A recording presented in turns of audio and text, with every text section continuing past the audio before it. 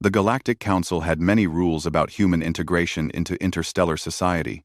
Rule 347b specifically stated, human caretakers must not introduce cultural habits to developing predator species without proper psychological assessment. Mira had never been good at following rules. She sat cross-legged in the observation dome of the Karis station, watching three suns paint the nebula beyond in shades of amber and violet. In her hands, a simple ceramic cup steamed with freshly brewed earth tea, chamomile and honey, a taste of home 30,000 light-years away. The station's environmental controls kept the air crisp and cool, but the tea was scalding hot, exactly how she liked it. A soft chittering sound made her smile before she even turned around. "Veery," she said without looking. The Kethran cub emerged from behind a support pillar, all silver fur and oversized amber eyes that practically glowed in the dim light. At just 4 cycles old, Veery was roughly the size of an earth leopard, though her species would eventually grow to rival Bengal tigers. The council had assigned Mira as a xenobiological observer, tasked with studying Kethran development in controlled environments. What they hadn't anticipated was how quickly the cubs would imprint on her. "Mira, friend," Veery chirped, her translator collar rendering the complex series of clicks and growls into perfect standard. "What is ritual?" Veery chirped. "Ritual?" Mira raised an eyebrow, bringing the cup to her lips. Instinctively, she pursed her lips and blew gently across the surface, watching the steam scatter and dance. Then she took a careful sip. "Ah, perfect." Veery's ears perked forward, her tail going rigid with fascination. Mira nearly choked on her tea. "Attacked? No, sweetie. I was cooling it down. The tea is too hot to drink right away, so I blow on it to make it cooler."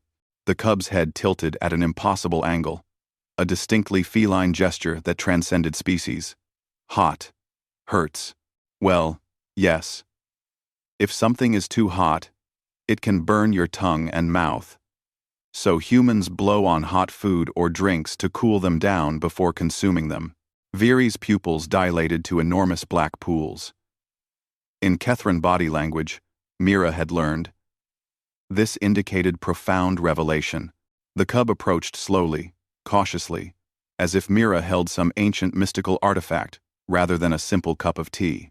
"Humans," Veery breathed with reverence, "can change temperature with breath alone?" No, Mira started. But Veery had already bounded away, her excitement palpable in every movement. The next morning, Mira arrived at the nursery dome to find chaos. Kethran cubs, all 7 of them, were scattered around their feeding station, blowing frantically at their breakfast. The nutrient cubes, served at optimal room temperature per council regulations, sat untouched as the cubs huffed and puffed at them with intense concentration. "What in the galaxy?" Mira whispered. Veery looked up, her small face a picture of determination. "We chill the food, Mira friend. Like you showed." The other cubs chorused their agreement, returning to their task with renewed vigor. Little Kes blew so hard he sneezed, tumbling backward in a fluff of silver fur. Tarn had climbed atop his food dispenser, apparently believing elevation would make his breath more powerful. "Cubs, wait," Mira began, but movement in her peripheral vision made her freeze. Commander Zeth stood in the observation gallery, all 9 feet of scaled Drachnian authority radiating disapproval. His 3 eyes blinked in sequence, never a good sign. "Dr. Mira."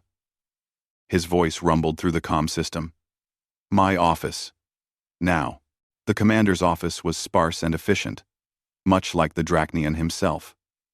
Mira stood before his desk, feeling very much like a student called before the headmaster. "You taught them to blow on their food," Zeth said flatly. "I didn't teach them, exactly.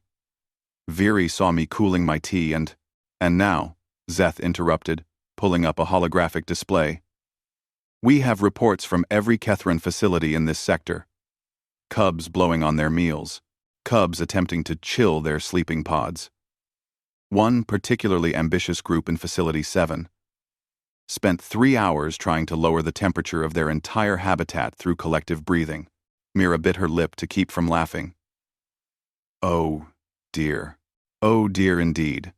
But Zeth's middle eye, the one that showed true emotion, held a glimmer of amusement. The Kethran matriarchs have contacted the council.